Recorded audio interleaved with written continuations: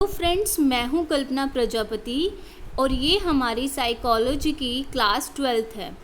तो आज हम ट्रायल एंड एरर थ्योरी का डिस्कशन करेंगे, जिसे हम स्टिमुलस एंड रिस्पॉन्स थ्योरी भी कहते हैं या थ्योरी ऑफ कनेक्शनिज्म भी कहते हैं। ये थ्योरी जो है E.L. थ्रोनडाइक ने दी थी। तो स्टार्ट करने से पहले मैं आपको एक चीज़ बता देती हूँ, ये जितने भी नोट्स हैं ये TN कॉलेज ऑफ कंपटीशन है उसके प्रोवाइड किए जा रहे हैं। अब है इसके अंदर जो थ्रोनडाइक है, उन्होंने बोला कि जब एक इंडिविजुअल है अपने एफ़र्ट्स को बढ़ाता है, जितने वो अपने एफ़र्ट्स बढ़ाएगा उतनी उसकी जो गलतियां हैं वो कम होती जाएगी और एक स्टेज ऐसी आएगी जिसमें जो इंडिविजुअल है एक बिहेवियर जो हम उसे सिखाना चाह रहे हैं वो सीख जाएगा। जैसे आपने देखा होगा, साइकिल सीखना है या कोई भी काम है, आप जब उसकी शुरुआत करते हो तो आपको क्या बहुत ज़्यादा प्रॉब्लम होती है। आपको बार बार जब आप उस काम को बार बार करते हो तो एक स्टेज ऐसी आ जाती है कि आप उसमें परफेक्ट हो जाते हो। जैसे साइकिल अगर आपने सीखनी स्टार्ट करी होगी तो आपसे वो संभली नहीं होगी, पैडल आपको चलाने नहीं आ रहे होंगे, तो धीरे धीरे लेकिन एक स्टेज आई कि बाद में आप एक्सपर्ट हो गए कि बिना किसी की हेल्प से आप साइकिल सीख रहे हो। ये खाना बनाना है तो आप रोटी बनाने का सबसे अच्छा एग्जांपल ले सकते हैं। जब हम स्टार्टिंग में रोटी बनाते हैं तो कभी वो गोल नहीं बनती, जब लेकिन हम उस चीज़ को बार बार करते जाएंगे तब हम क्या करते हैं, देखते हैं एक स्टेज में रोटी गोल बनने लग जाती है। तो ऐसे ही हम हर चीज़ जो है हम ऐसे ही सीखते हैं जिसके अंदर, और हम क्या करते हैं, जैसे आप हो अभी, आप में से बहुत सारे बच्चे ऐसे होंगे जो काफ़ी बार एग्ज़ाम में फ़ेल हो गए। तो अब जो अपनी वो स्ट्रेटजी बनाएंगे एग्ज़ाम को क्लियर करने की, वो क्या होगी, वो थोड़ी अलग होगी। जो उनसे पास्ट में गलतियां हुई हैं उसको वो सुधारेंगे और अपना कुछ नया करेंगे। जब वो उस चीज़ की रिवीजन बार बार करते रहेंगे और जिसमें उन्हें सक्सेस मिल रही है, आपने एक टाइम टेबल बनाया और आपने देखा कि हाँ ये सही हो रहा है, तो आप उस चीज़ को बार बार रिपीट करोगे और एक स्टेज ऐसी आएगी कि आपको सक्सेस मिल जाएगी, जो बिहेवियर आपको चाहिए वो मिल जाएगा। तो हम ये कह सकते हैं, इट मीन्स हम कह सकते हैं कि जो इंडिविजुअल है खाली जिस बिहेवियर में उसे सक्सेस मिल रही है उसी को रिपीट करता है, लेकिन जिसमें उसे सक्सेस नहीं मिल रही उसको वो भूल जाता है। जैसे कि आप एक चीज़ की आपने प्रॉपर प्लानिंग करी है और उस प्लानिंग में आपने देखा कि जो कुछ चीज़ें वो आपके अकॉर्डिंग नहीं बैठ रही है, तो आप क्या करोगे, उस टाइम टेबल को भूल जाओगे और जो आपने नया बनाया उसके अकॉर्डिंग आपकी अगर सारा टाइम सुटेबल हो रहा है, आपकी सारी टाइम मैनेजमेंट में स्टडीज़ हो रही है, तो आप नया वाला ध्यान रखोगे। तो ये इसलिए हम इंडिविजुअल रिस्पॉन्स, जो इस तरीके से क्या होगा, इंडिविजुअल का रिस्पॉन्स कनेक्शन एक बन जाएगा कि इंडिविजुअल ने क्या किया, एक रिस्पॉन्स किया और उस रिस्पॉन्स से क्या हुआ, एक कनेक्शन धीरे धीरे बनता जाएगा और वो क्या होगा, फिक्स्ड कनेक्शन होगा। कि जैसे आपने साइकिल चलानी सीखी है, आपने ड्राइविंग सीखी, तो एक दिन में तो आप सीख नहीं जाओगे, आपको कंटिन्यूस प्रोसेस की ज़रूरत है। खाना कुकिंग सीखना है या आपको साइकोलॉजी पढ़नी है तो आप रोज़ देखोगे, कोई क्वेश्चन सोल्व करना है, कोई भी चीज़ आपको सीखनी है तो उसके लिए आपको एक कनेक्शन बना के चलना पड़ता है, और हम जो चीज़ें हमें पॉजिटिव रहती हैं हम उसी को रिपीट करते हैं। तो जो थ्रोनडाइक ने एक्सपेरिमेंट किया था, तो उसका एक्सपेरिमेंट करने से पहले आप ये चीज़ ध्यान रखिए कि सीधा ये एक्सपेरिमेंट कभी नहीं पूछा जाता। हमेशा आपसे रियल लाइफ को लेकर, क्लासरूम सिचुएशन को लेकर थ्योरी पूछी जाएगी और आपको तब पता होना चाहिए कि यहाँ पे कौन सी थ्योरी आएगी, तो आपको इम्प्लीकेशंस पता होनी चाहिए। तो अब इसमें थ्रोनडाइक का जो एक्सपेरिमेंट था, उसने एक्सपेरिमेंट किया कैट के ऊपर। उन्होंने एक हंग्री कैट को, एक भूखी बिल्ली को पिंजरे में रखा और पिंजरा क्या हुआ, और पिंजरे में एक क्या था, एक लैच था, और उस लैच को दबाने से क्या खुलता था, गेट खुलता था, और जो बाहर क्या रख दी, उन्होंने खाना रख दिया। अब बिल्ली भूखी है, बिल्ली को जो खाने की स्मेल से और ज़्यादा क्या हो रही है, उसकी भूख तड़प बढ़ रही है, तो वो क्या करेगी, वो कोशिश करती है और गलती से लैच खुल जाता है तो वो जाके खाना खा लेती है। अब जो अगली बार जब वो कोशिश करेगी ना तो उससे गलती कम होगी, और एंड में एक स्टेज, वो जितनी बार कोशिश करेगी उतनी बार उसकी गलती कम होगी, और एंड में एक स्टेज आएगी कि वो एक बारी में ही जाके खोलेगी बटन से और खाना खा लेगी।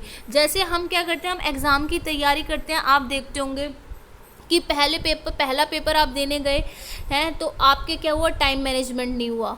दूसरा पेपर, जैसे अब नौकरी पाने की जो है, नौकरी जो है आपको मोटिवेट कर रही है, वो एक तरह से आपके लिए फूड का काम कर रही है, उसकी स्मेल की, मेरी नौकरी लगेगी तो मेरे को क्या मिलेंगे इतने, मेरी गवर्नमेंट जॉब लगेगी, 50,000 रुपीज़ सैलरी मिलेगी मुझे।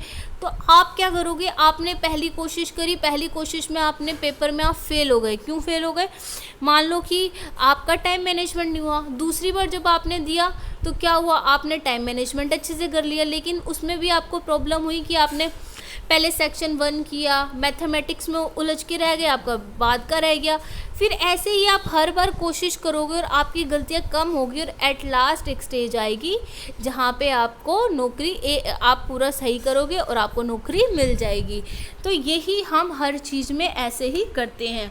तो इसमें है, लेकिन जो थ्रोनडाइक ने बोला कि लर्निंग हम जब ही हो पाएगी, इसके अंदर वो बिहेवियर जब भी हमारे पास आ पाएगा जब इसकी कुछ कंडीशंस हैं, वो कंडीशन जब फुलफ़िल होगी तभी आप वो पूरा कर पाओगे। सबसे पहले है, किसी भी इंडिविजुअल को ड्राइव होना चाहिए। ड्राइव जो है, हमने मोटिवेशन का जब चैप्टर किया था तब हमने डिस्कस किया था पूरी मोटिवेशन की साइकिल, तो ये भी वही है। तो इसमें क्या है, आपका एक ड्राइव होना चाहिए। ड्राइव एक इच्छा होनी चाहिए, पूरा जुनून होना चाहिए कि हाँ, कि एक ड्राइव है कि must for learning. Hunger was the drive for cat, कि कैट के लिए जैसे उसकी भूख जो है वो क्या थी, उसकी ज़रूरत थी ड्राइव में, और जैसे हमारे लिए क्या है, हमें एक नौकरी चाहिए। तो ये हमारे लिए हमारी ज़रूरत क्या है, हमारी चाहत क्या है कि मुझे एक नौकरी करनी है, तो ये मेरी ड्राइव है। अब बिल्ली जो है, बिल्ली का भूख लगना बिल्ली की क्या थी, ड्राइव थी। तो एक ड्राइव होना चाहिए सबसे पहले, लर्निंग जब ही होगी, शुरुआत लर्निंग की। ड्राइव के बाद हमारा गोल होना चाहिए कि भाई मैंने सोच लिया मुझे नौकरी तो करनी है। अब नौकरी जो है वो अलग अलग टाइप की है, मैंने सोच लिया कि मुझे सरकारी नौकरी करनी है ड्राइव में। अब गोल में क्या करूँगी, अब मैं सोचूंगी कि मुझे एसएससी का सीजीएल देना है, सीएचएसएल देना है, रेलवे में जाऊँ, टीचिंग में जाऊँ, किस में जाऊँ, एनडीए में जाऊँ, बहुत सारे ऑप्शंस हैं, यूपीएससी में जाऊँ, किस में जाऊँ। तो अब मेरा जो गोल है उस गोल को मैं चूज़ करूँगी अपनी एबिलिटी, अपने कैलिबर के अकॉर्डिंग, अपनी एजुकेशन बैकग्राउंड के अकॉर्डिंग। मैंने अपना गोल चूज़ कर लिया कि मैंने जेबीटी करी है, मेरे पास डिप्लोमा है, तो क्यों, और मुझे एक्सपीरियंस भी है, तो क्यों ना मैं डीएसएसबी की परीक्षा दूँ और एक प्राइमरी टीचर बनूँ। तो मैंने इस गोल को अपना लक्ष्य बना लिया, ये मेरा लक्ष्य है। तो जैसे बिल्ली को भूख लग रही थी कि तो हंगर जो था उसके लिए ड्राइव था। अब उसने क्या लक्ष्य बना लिया कि मेरी भूख कब मिटेगी, कि सामने जो खाना रखा है ना पिंजरे के बाहर, मुझे कैसे भी इस पिंजरे से बाहर निकल के ये वाला खाना खाना है। तो गोल क्या था बिल्ली का, वो वाला खाना खाना। तो गोल लर्निंग आप जब भी कर पाओगे तब आप, अगर कोई आपका गोल होगा, वरना आप कितनी भी वीडियो देखो, कुछ भी करो, वो आपको याद नहीं रहेंगी जब तक आपका कोई ऑब्जेक्टिव नहीं होगा कि जिस ऑब्जेक्टिव से आप उसे देख रहे हो। अब है हर्डल। अब गोल अचीव जब भी होगा जब बीच में कोई परेशानी आएगी। तो वही कहते हैं ना, लर्निंग हमेशा जब भी होती है जब कोई परेशानी होती है। बिना हर्डल के हम कुछ नया नहीं सीख सकते, क्योंकि हमारी वही घिसी पिटी ज़िंदगी है, आप कुछ नया करोगे ही नहीं। लेकिन जब कोई परेशानी होगी, हर्डल होगी, तभी आप अपने माइंड का यूज़ करोगे और उस हर्डल को सॉल्व करने की कोशिश करोगे। तो हर्डल जो है लर्निंग के लिए बहुत ज़्यादा ज़रूरी है। जैसे बिल्ली थी, बिल्ली के लिए उसका गोल था उसको खाना, क्या कहते हैं, खाने को खाना, और उसकी परेशानी क्या थी, उस पिंजरे में से बाहर निकलना। लेकिन बिल्ली बार बार कोशिश करके पिंजरे में से एट लास्ट बाहर निकलती है और खाना खा लेती है। तो ऐसे ही हमारा हर्डल क्या है, हमारे लिए इस एग्ज़ाम को एनी हाउ हमें पास करना है। और पास क्या है, ये हमारे लिए एक तरह से ये एग्ज़ाम, ये हमारा एक पिंजरा है, इस पिंजरे से बाहर निकलेंगे तभी हमें जो वो है हमें हमारी नौकरी मिलेगी। तो ये हमारा ड्राइव, गोल और हर्डल बहुत ज़्यादा ज़रूरी होता है। अब है लॉ ऑफ लर्निंग। जो लर्निंग के है ना कुछ नियम है, तो बेसिक इसमें है 3 नियम और कुछ होते हैं सबऑर्डिनेट नियम। जो 3 नियम है वो इम्पोर्टेंट हैं और कुछ हैं जो उसके साथ और इंक्लूड हो गए हैं। तो थ्रोनडाइक जो थे उन्हें प्रोपाउंड किए थे लॉ ऑफ लर्निंग के लिए, कुछ नियम बनाए थे। तो इसके अंदर कुछ पहला नियम है लॉ ऑफ रेडीनेस, कि लर्निंग जब भी होगी जब आप तैयार हो। ये नहीं कि आप शारीरिक रूप से आप किसी क्लासरूम में बैठे हो और दिमाग आपका कहीं और चल रहा है, ऐसे लर्निंग नहीं होगी। आपको शारीरिक और मानसिक दोनों रूप से वहाँ तैयार रहना है, मेंटली और फिजिकली जो है आपको वहाँ तैयार रहना है, तभी आपकी लर्निंग हो पाएगी।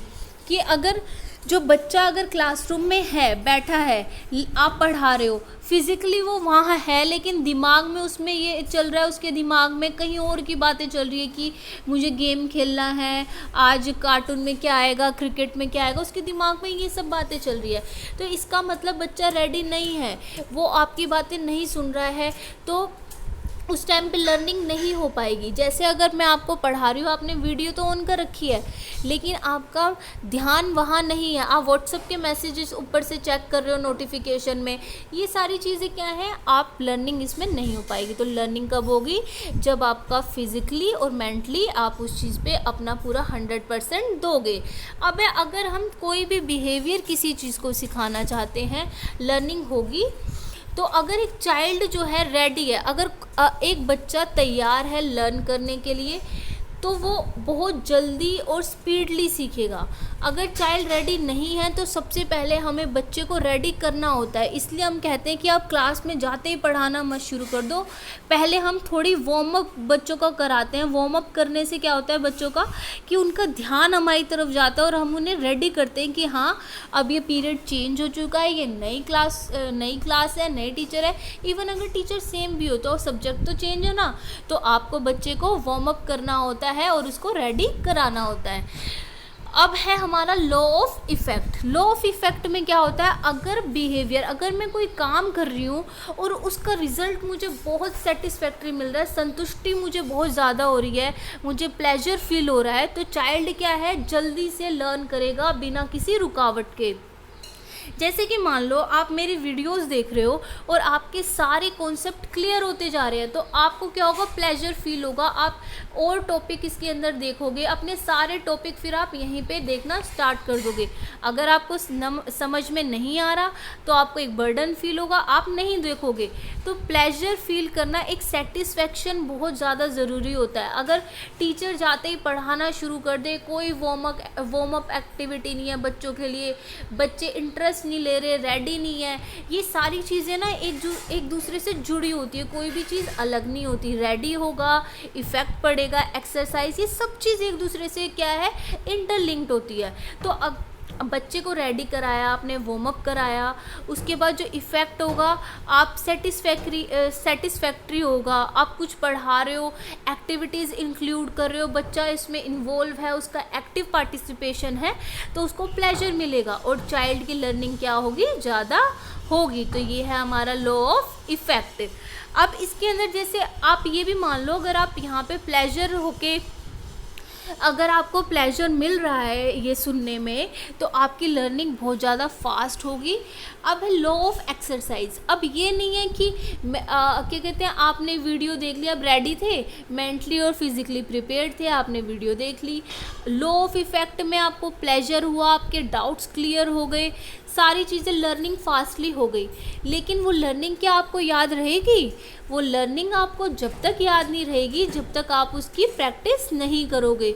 तो लेकिन प्रैक्टिस की जगह जो थ्रोनडाइक ने वर्ड यूज़ किया था, एक्सरसाइज, ये 3 जो है बेसिक नियम है जो आपको याद रखने हैं, रेडीनेस, इफ़ेक्ट और एक्सरसाइज। तो इसके अंदर है कि परफेक्शन जो आप में जब ही आएगा जब आप उस चीज़ की प्रैक्टिस बार बार करोगे।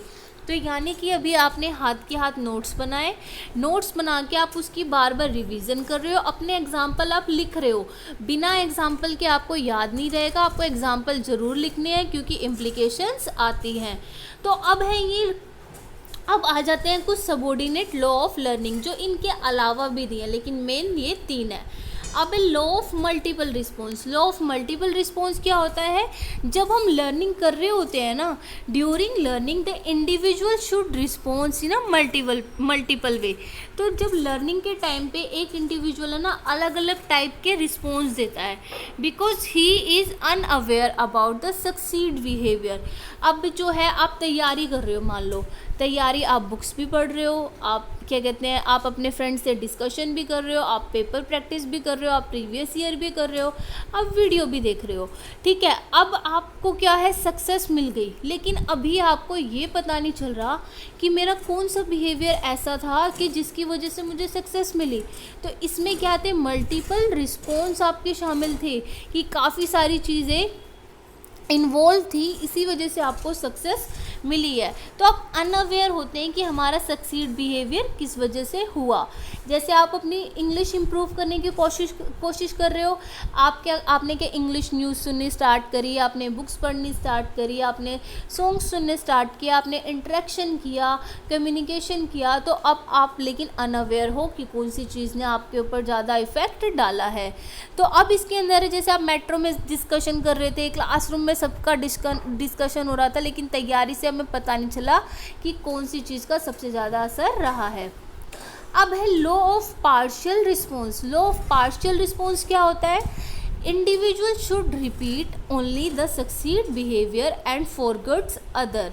तो इसमें ये होता है कि इंडिविजुअल है ना खाली उसी बिहेवियर को रिपीट करता है जिसमें उसे सक्सेस मिलती है, और बाकी वाला वो भूल जाता है।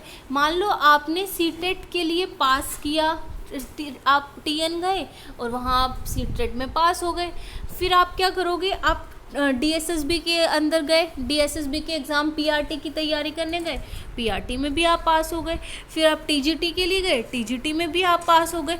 तो आप ऐसा क्यों कर रहे हो, क्योंकि आपने देखा है कि आपका जो बिहेवियर है ना, जो क्या कहते हैं वहाँ पे आपको पॉजिटिव चीज़ मिली है, सक्सेस मिली है, तो इसलिए आप वो चीज़ बार बार रिपीट करोगे। अगर मान लो आपने अभी पहली वीडियो देखी है मेरी, ये आपको समझ में आ गई, तो अब आप क्या करोगे, दूसरा टॉपिक देखोगे, वो समझ में आ जाएगा तो तीसरा टॉपिक देखोगे। तो ये लॉ ऑफ पार्शियल रिस्पॉन्स है। अब आ जाता है हमारा law of attitude. Law of attitude क्या होता है, आपका लर्निंग के टाइम पे एटीट्यूड कैसा है। अगर पॉजिटिव एटीट्यूड है तो आपकी लर्निंग बहुत ज़्यादा हो जाएगी, लेकिन एटीट्यूड नेगेटिव है तो लर्निंग नहीं हो पाएगी अच्छे से। अभी मान लो आपने वीडियो चला रखी है, लेकिन आपका एटीट्यूड ये है कि भाई मैं तो पास ही नहीं हो सकता, मैं सुन के क्या करूँ, वैकेंसी इतनी कम है। अगर आप ये सोच के करोगे तो आप नहीं पास हो सकते। जब तक आप पॉजिटिव नहीं लाओगे कि अगर वो 10 वैकेंसी है तो वो मेरे लिए है, उसमें से एक मेरे लिए, मुझे तो एक ही चाहिए ना, मुझे 10 की 10 थोड़ी ना चाहिए, मुझे तो एक चाहिए, चाहे 10 हो या 1000 हो। तो ये एटीट्यूड आपका कैसा है। अब है लॉ ऑफ एनालॉजी। एनालॉजी में क्या होता है, इसके समान सदृश्यता, पहले वाले से जितना सिमिलर होगा उतना जल्दी सीखेंगे। लॉ ऑफ एनालॉजी है कि अगर कोई भी नॉलेज आ रही है और वो नॉलेज पहले वाले से सिमिलर है, प्रीवियस में जो आपने सीखा, तो आप जल्दी से सीख जाओगे। तो जैसे आपने साइकिल सीखी तो स्कूटी जो होगा पीस ऑफ केक होगा आपके लिए, बहुत जल्दी सीख गए, ठीक है। ऐसे भी कोई भी चीज़ जो पहले वाले से रिलेटेड होती है तो हम उसे जल्दी से सीख जाते हैं। तो ये होता है हमारा लॉ ऑफ एनालॉजी। अब होता है लॉ ऑफ एसोसिएटिव शिफ्टिंग। इसमें क्या होगा, जैसे क्लासिकल कंडीशनिंग इसी पे बेस्ड है। अगर आपने क्लासिकल कंडीशनिंग की वीडियो नहीं देखी है तो आप मेरे चैनल पे जाके ज़रूर देखिए, उसमें मैंने डिटेल में समझा रखा है क्लासिकल कंडीशनिंग। तो उसमें हमने क्या था, क्लासिकल कंडीशनिंग में यही था कि स्टिमुलस और रिस्पॉन्स के ऊपर सारी थ्योरी बेस्ड थी कि कैसे हमारा जो नेचुरल स्टिमुलस है, स्टिमुलस का मतलब होता है कोई भी ऐसी चीज़ हो सकती है, कोई व्यक्ति होता है, व्यक्ति वस्तु कुछ भी हो सकता है, इवेंट हो सकता है, इन्फॉर्मेशन हो सकती है, जिसके ऊपर आप रिस्पॉन्स करते हो, अपना रिएक्शन देते हो, वही क्या है, स्टिमुलस है। हर इंसान के लिए स्टिमुलस क्या होता है, अलग होता है। मान लो आपको छिपकली से डर लगता है, आपके सामने छिपकली आ जाए और एकदम में आप डर जाओ, आपका रिस्पॉन्स क्या हुआ, डरा हुआ, तो वो क्या हुआ, स्टिमुलस हुई छिपकली आपके लिए। लेकिन वहीं आपका दोस्त है, सामने छिपकली आ गई, कोई वो रिएक्शन ही नहीं दे रहा, तो छिपकली उसके लिए कोई स्टिमुलस का काम नहीं करेगी, ना उसने कोई रिस्पॉन्स दिया। तो स्टिमुलस कोई भी चीज़, मान लो आपको बहुत भूख लग रही है, आप सामने डोमिनोज से जाते हो, आपको पिज़्ज़ा पसंद है, तो डोमिनोज की वहाँ पे पिज़्ज़ा की स्मेल ने क्या किया, स्टिमुलस का काम किया और सलाइवा आपने निकाल दिया तो रिस्पॉन्स हो गया। लेकिन जो आपके पेरेंट्स हैं उन्हें बिल्कुल पसंद नहीं है, उन्होंने कोई नज़रअंदाज देखा ही नहीं उसकी तरफ, तो वो हर इंसान का स्टिमुलस और रिस्पॉन्स अलग होता है। तो ये डिटेल में आप वहाँ जाके देखिए। तो क्लासिकल कंडीशनिंग में हमने यही था ना, एक हैबिट फॉर्मेशन करवाई थी। तो जब 2 या 2 से ज़्यादा स्टिमुलस दिए जाते हैं तो हम एक की नॉलेज दूसरे में शिफ्ट हो जाती है। मान लो 2 या 2 से ज़्यादा स्टिमुलस आपको प्रेजेंट कर दिए साथ में, ठीक है। अब 2 या 2 से में क्या होगा कि अब रिस्पॉन्स जो करोगे ना, आपको नहीं पता कि आपने कौन सी थ्योरी, किस चीज़ के ऊपर आपने रिस्पॉन्स किया है। तो ये इस पे बेस्ड होगा। जैसे प्लेवे, आपको प्लेवे मेथड से भी पढ़ाया मैडम ने, लेक्चर मेथड भी साथ में यूज़ किया, ठीक है, इंडक्शन भी यूज़ किया, डिडक्शन भी यूज़ किया, काफ़ी सारे उसने यूज़ कर लिए। अब ये नहीं पता चला बच्चों का इंटरेस्ट क्रिएट करने के लिए कि आपने कौन से मेथड में करके आपको समझ में आया है। तो लॉ ऑफ एसोसिएटिव शिफ्टिंग होती है। जब टीचर को स्टूडेंट्स में इंटरेस्ट क्रिएट करे, फिर वो स्टूडेंट्स को भी पढ़ेगा। तो अब है टीचर को क्या करना चाहिए, क्रिएट करना चाहिए। जब इंटरेस्ट होगा तभी बच्चा पढ़ेगा।